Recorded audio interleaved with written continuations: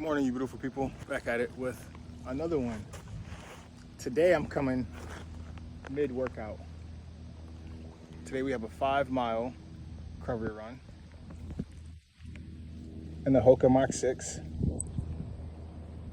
And then once we get back to the crib, we're going to review the Hoka Mach 6 and the Rebel V4 head-to-head comparison. I've put 34 miles onto the Hoka Mach 6. We're gonna have the 50-mile review and the long run review this weekend. And then today we're gonna have the New Balance Rebel V4 and the Hoka Mach 6 analysis. Head-to-head breakdown. I think these two are very comparable shoes, very comparable with one another, some slight differences, but are they certified big boy? Are these certified big boy? We gotta find out. So, next up, head-to-head comparison. Yeah, I'm excited. As you guys all know, I do love and adore the New Balance Rebel V4, and I absolutely love the Hoka Mach 6 as well. So, hopefully we can do this unbiasedly. Talk about pros and the cons of both the Rebel V4 and the Hoka Mach 6. Hope you guys had a good 4th of July. I sure did. I took a day off. I was super tired from my long run since Saturday, and I had to take a day off Thursday because I just couldn't function. I was tired for like 3 days straight. So I'm rested. I have a 5-mile recovery run today, and then I have a long run planned tomorrow in the Hoka Mach 6. So a lot more content to come. Once we're done testing the Hoka Mach 6, then we start testing the Endorphin Speed 4.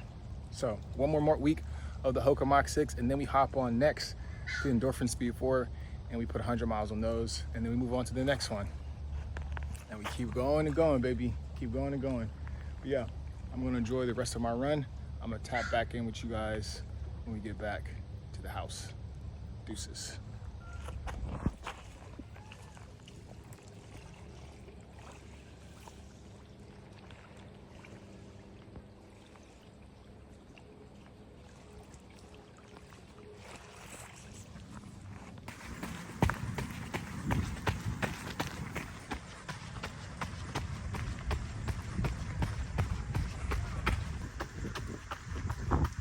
All right, we're about to get straight into it. Hoka Mach 6 versus Rebel V4 from New Balance. Who do we have? Who shall we choose? All right, so before we get into this, we have to talk about some housekeeping. All right, we got to go through and we got to talk about the aesthetics. Then we're going to go through and talk about the upper, midsole, sole, and on both shoes. And let's start off with the New Balance because it's been some time. The New Balance, this has the Phantom Fit, which is a micro mesh, but the aesthetics of this shoe, which is what we're going to talk about first, this shoe ultimately looks good. Every angle of this shoe reiterates that I'm a good looking shoe. Having this on feet reaffirms that I am good looking. These, not me personally, but the shoes. But the midsole also, with these beautiful lines, reassure that this is a good looking shoe. New Balance knocked it out of the park when it comes to the aesthetics of this particular daily trainer. And it's rocking the Feel Cell. There's a lot of daily trainers also with the fresh foam. It depends on your preference at the end of the day. Do I want a fresh foam because I like to feel and I want to go at a minimal pace, steady state, or do I enjoy a faster, up-tempo daily trainer? I think, in my opinion, New Balance has checked all boxes when it comes to a runner, and they left no runner untouched. There's a runner out there from New Balance that caters to just about every runner, and this is proof of that. But yeah, aesthetically very pleasing.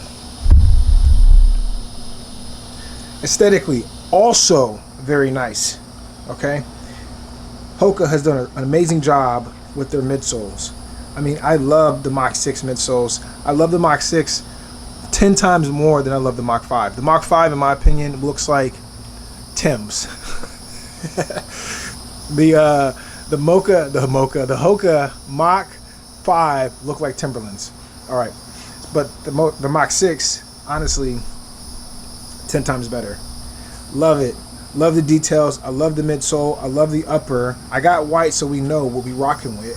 We can see all the imperfections.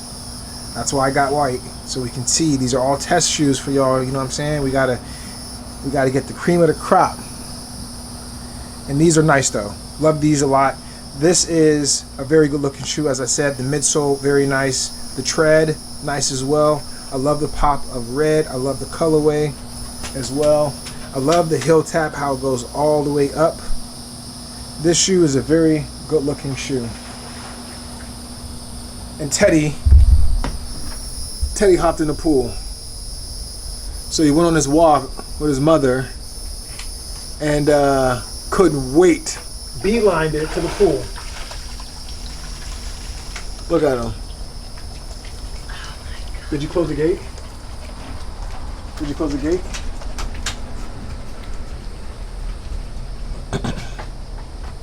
Mom's upset. Teddy had pissed mom off. Yeah, my golden doodle is a terror. He's a terror doodle. Yeah, he's bad. He's bad. He's only 8 months, 9 months, and yeah. So he's chilling in the mudroom for now. But as I was saying, the Hoka Mach 6 is a good looking shoe as well. And I love it from all angles. There's not one side that I do not enjoy about this shoe. It's a good looking shoe on foot and by itself. All right. Now let's talk about uppers. We did discuss the upper on this. It's a phantom fit, which just means micro mesh that goes throughout the entire shoe. Gusseted mesh tongue.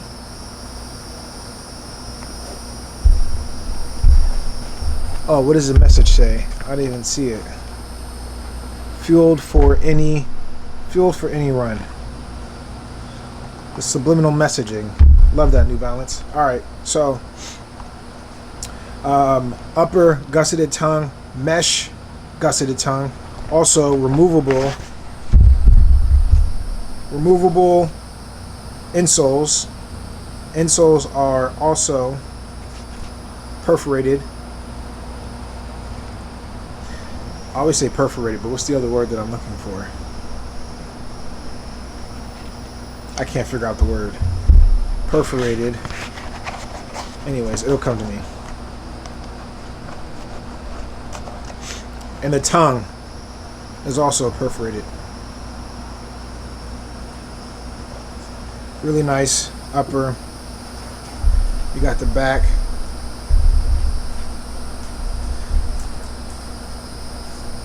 Engineered mesh as well.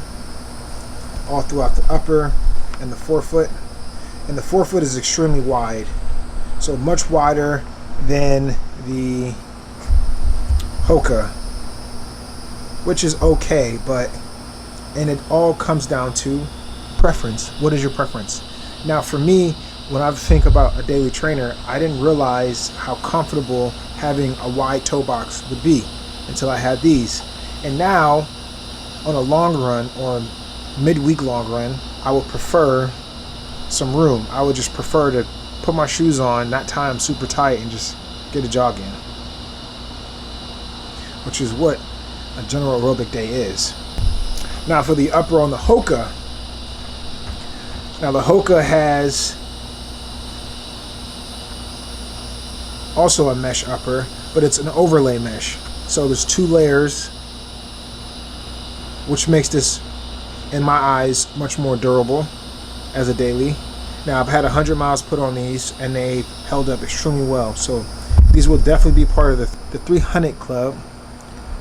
This will definitely meet the 300 requirement. And this is definitely big boy certified. Now these, I've only put 34 miles on. Tomorrow we have our long run, so that'll be 50 miles. In my opinion, a great daily trainer.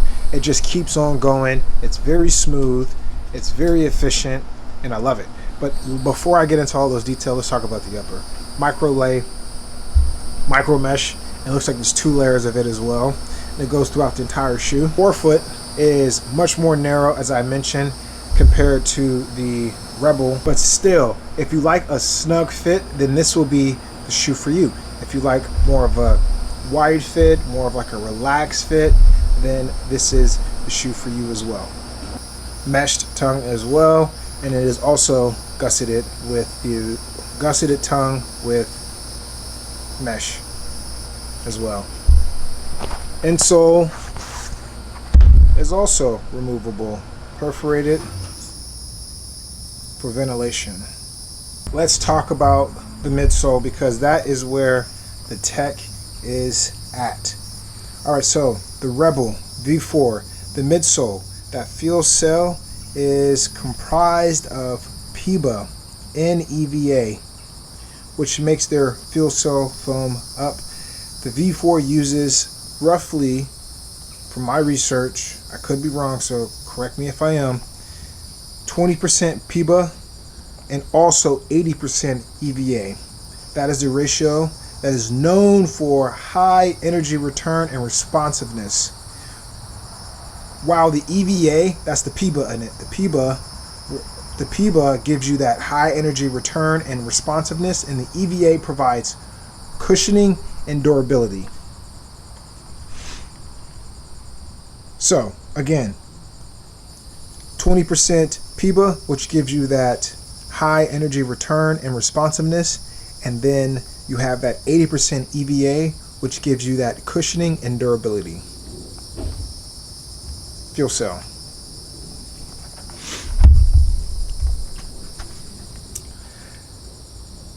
The Mach 6 uses a supercritical EVA foam. Now, the supercritical refers to a specific process that creates lighter and more responsive EVA foam compared to the standard EVA foam, which is in the Rebel V4. Layman's terms, it's EVA on steroids, so it could be much more responsive and lighter. So now this is what I have to compare the two, because then you'll see the actual width of each shoe. So the width of each shoe is significantly different. This is much more of a narrow fit, wide fit, relaxed fit, roomy fit, snug, and sock-like. Now let's talk about the tread. There is some wear on mine, which is normal from what I hear, and that's as bad as it's gotten, honestly. It hasn't gotten any worse than that. Outsole looks put together, intact. Now guys, I run on all of it. Seashells, rocks, terrain, in the rain, on the road. It doesn't really matter. I run all over the place, in grass. And so this terrain, as well as the Hoka, both of them have performed really well in all of my testing scenarios in different conditions as well. Outsole for the Hoka. What's nice is, in my opinion, it has this guide system, right? And they both have a rocker in the midfoot, and it propels you forward. That is probably the one thing that I love about both of these, is the rocker in the midfoot. It also occurs here, and it propels you forward. That is probably the most similar characteristic about each of these shoes, is the midfoot rocker, and it goes all the way through to the toe. Now this one being a supercritical EVA, and that EVA is made for durability and longevity, but that supercritical part gives it its lightweight and helps it be much more of a tempo runner if you want it to be. And that rocker with that EVA supercritical foam just gives you like this feeling that I can go on forever. It's definitely an energizing bunny feeling. It just keeps on going and going and going and going. But what's also amazing about the New Balance is with that PIBA in it, that 20% PIBA plus that EVA, this is not a supercritical foam, but it gives you the same exact feeling, except that the forefoot is soft, it's plush, it's responsive as well. But you put down the power, it will return it right back to you tenfold. Stack height on the Rebel V4 is, as you guys know or may not know, 30 in the heel, 24 in the forefoot, giving you a 6mm drop. The Hoka is a 5mm drop, 37 in the heel, 32 in the forefoot, giving you that 5mm drop. So low drop, low stack, not low stack, but low drop runners. Interesting is that this is a 30mm in the heel, whereas this is a 37. So then you ask, well, if this one's 37 with the higher stack height, this must be the one that is best for daily trainer miles, long runs, recovery runs, etc. It is not better, it is just as good. And if you want one shoe, the Mach 6 can be your one shoe, as well as a New Balance. I mean, in my opinion, they're just neck and neck in every aspect. I would say this one, with its construction, right, and it's being a slightly heavier AA mesh midsole, supercritical EVA, this one might last longer in regards to its mileage and its capability. We'll have to test these out because they're both certified big boy, and they're also definitely going to be a part of the 300 club. So we're putting 300 miles on these, and we're going to have to do another review after the fact.